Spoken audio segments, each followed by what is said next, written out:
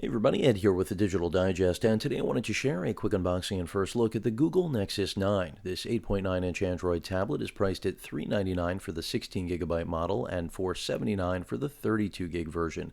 Both are Wi-Fi only, and LTE model is in the works. In terms of what the tablet can do, though, this is a Nexus device after all, manufactured by HTC, so first and foremost, expect the latest version of the Android operating system, and you get exactly that, which is version 5.0 Lollipop, and arguably the biggest facelift as well as functional facelift, I might add, that the Android OS has seen in quite some time. And this is a deviation from what Google traditionally offers, even though pricing has stayed the same. This is really the fifth generation Nexus tablet that we've ever seen. I mean, starting with the Zoom from Motorola, then we had the Nexus 7. The Nexus 7 was then followed up again. Samsung made the Nexus 10.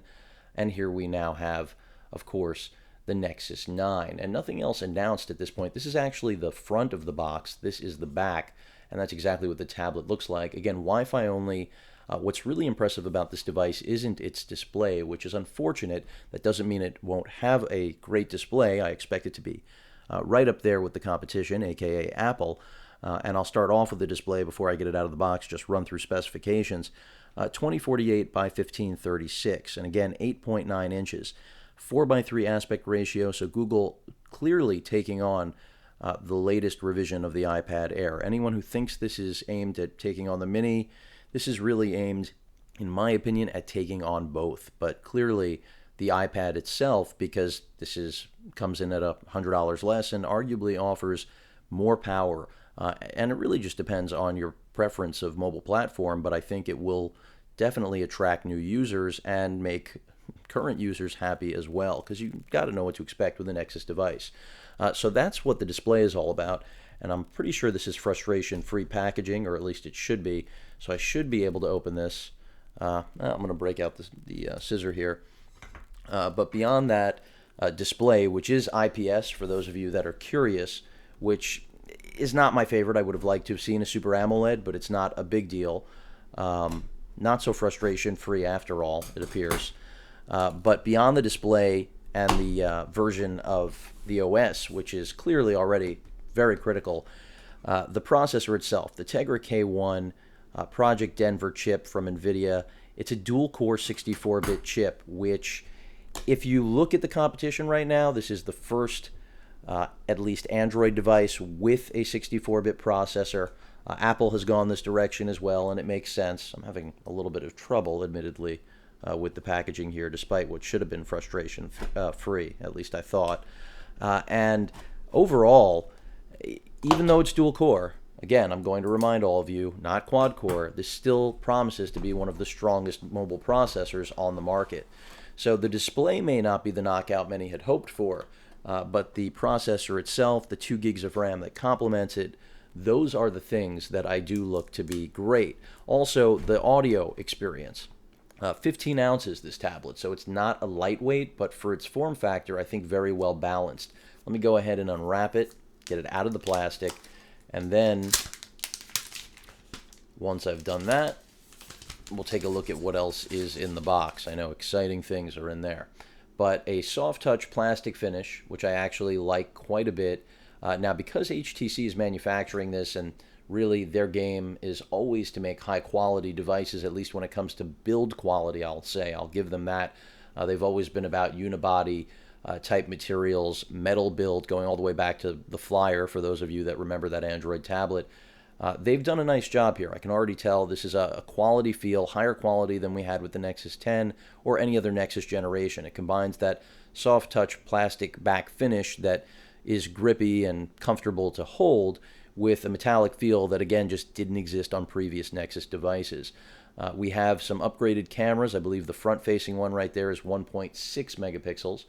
The rear is 8 megapixels. We do have an LED flash right there. Again, internal storage is fixed, so whether or not you're going to go with 16 or 32 is really a matter of how much or how many applications you actually find yourself using. I say that because even though there's no native way of putting any content on here through external forms like a micro SD card, you do have a micro USB port right here for charging. And what that means is that you are going, if I can get it into focus, of course the box is helping, but you are going with that port be able to connect an on-the-go cable and easily connect a jump drive, a card reader, you get where I'm going, even a hard drive. You can also use wireless options like the Western Digital My Passport wireless 2 terabyte device that I reviewed earlier. But nice build quality on this. And again, it's all about the processor. It's the overall package. It's trying to be the best tablet money can buy. And I would argue at $400, it seems to easily be that. With HTC, we expect great audio, and hopefully we're getting it. We've got speakers that are front-facing, that do flank the display. Again, 4:3 aspect ratio, clearly taking Apple on as being a portrait device. And some will argue that at 15 ounces, it may be a little bit too heavy. I'm not sure of that yet. I like what I see here. Go ahead and move the box out of the way after all. And you can see right here on the right-hand side of the tablet, we have our power button as well as our volume rocker right there. And everything is clean, industrial, microphone pinhole. Nothing here that really deviates from the Nexus design of the past. The speakers, being front firing and hopefully high expectations for them because this is an HTC device. Hopefully it will deliver on those expectations, but that's it.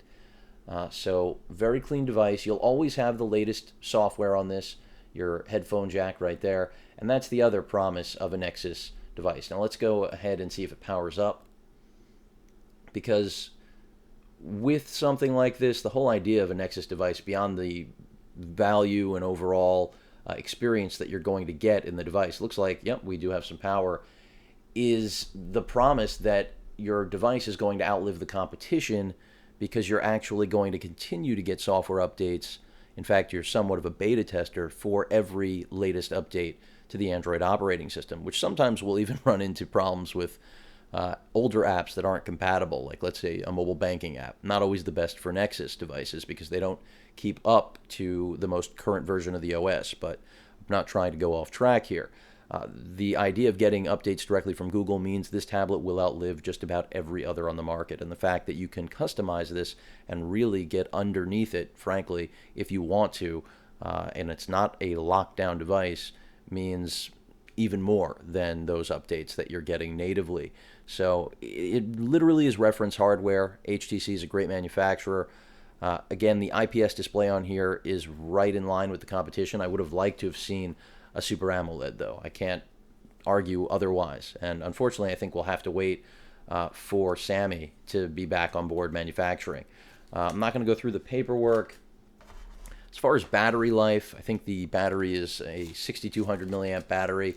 So you're looking at probably roughly the same battery life as last year. Micro USB charging cable and the HTC power brick. And that's it. Clean device, like I said, complete facelift on the software.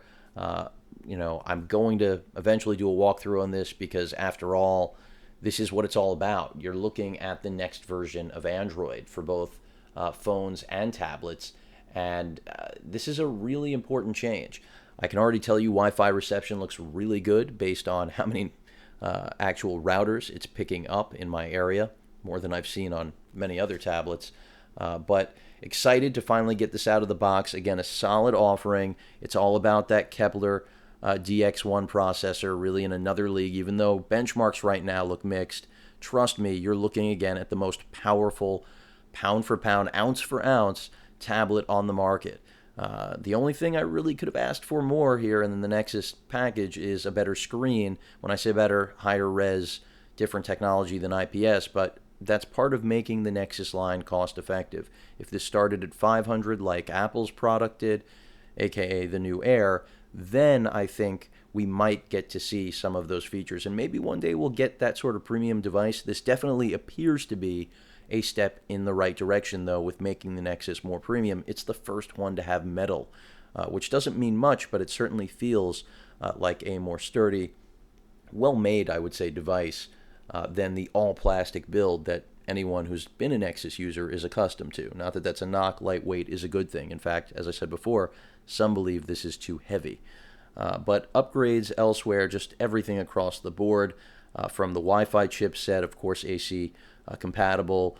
You've got DLNA, Bluetooth 4.1, everything you would expect, NFC, and that micro USB port, again, is going to be utilized for a host of things. The 8 megapixel camera on the back should be a solid improvement, as well as the software, again, here in Lollipop. The front-facing camera, by the way, correction, I think I said 1.6, it's 1.2 megapixels, and all at 15 ounces. And for $400, if the battery life comes in at 8 hours, I just don't know how you're going to beat this tablet. So there's a first look at the Nexus 9 for those of you that are curious. It looks like a winner at first sight, and my first hands-on, which I kind of expected.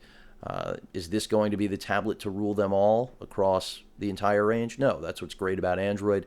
There's a wide variety of different tablets for different users. But at $400, much like the right now the Shield tablet at its $300 price point, this is very hard to overlook for someone who especially is interested in the 4:3 aspect ratio, that portrait style reading experience, beyond also having best-in-class graphics, processor, everything that you could possibly want in a tablet here in 2014 and moving into 2015.